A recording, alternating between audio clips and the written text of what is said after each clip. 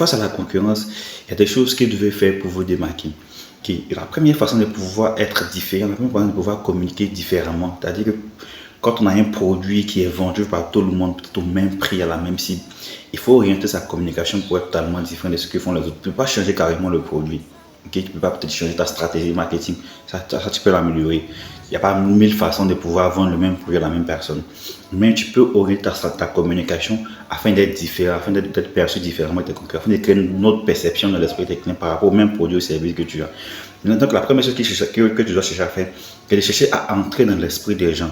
Pourquoi c'est la chose la plus importante? Parce que toutes les marques que vous voyez, que ce soit je pense dans le domaine du sport, par exemple les marques de sport que vous voyez, peut-être Nike, Adidas, Puma, les trois marques là généralement qui font des baskets de sport.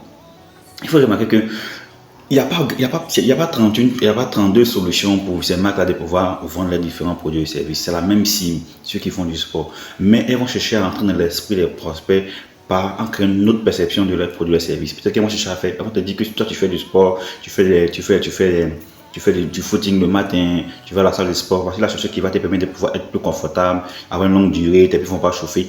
Mais n'empêche que c'est le même produit de sport là qu'ils vendent tous, mais créer une nouvelle perception dans l'esprit des gens. Le truc c'est de pouvoir changer sa communication, de pouvoir orienter sa communication pour pouvoir entrer dans l'esprit des gens, pouvoir entrer dans l'esprit de la cible. Pour que demain, quand la personne a envie d'acheter ce produit, ce service là, elle puisse se rappeler de toi. Imagine que tu fais toujours ta com, sur ton produit, service, et le jour où je suis prêt à acheter ton produit là, je ne te vois plus. Je n'entends plus parler de toi, donc je vais acheter ailleurs parce que j'ai mon argent maintenant, mais toi tu n'es plus devant moi, donc je vais acheter ailleurs. Donc quand tu communiques, tu dois communiquer à pouvoir susciter l'attention des gens pour que tu puisses rester dans l'esprit. C'est pour ça qu'on crée le positionnement. Le positionnement, c'est le pouvoir, c'est la stratégie qui va te permettre de pouvoir impacter ta cible pour que tu puisses rester dans son esprit. Okay?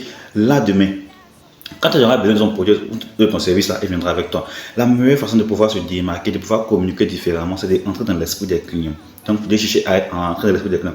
Le premier à entrer dans l'esprit des clients, c'est celui qui gagne l'attention de la cible. Donc, quand vous êtes le premier à entrer dans la catégorie de chaussures de sport, par exemple, la première marque Nike qui va entrer dans l'esprit de la cible, c'est elle qui va gagner son attention. Donc, quand demain tu vas acheter une belle paire de baskets pour le sport, tu vas passer directement à Nike. Si tu n'as pas une Nike, tu vas chercher autre marque. Donc, il faut chercher toujours à être le premier à entrer dans l'esprit de la cible dans ta catégorie.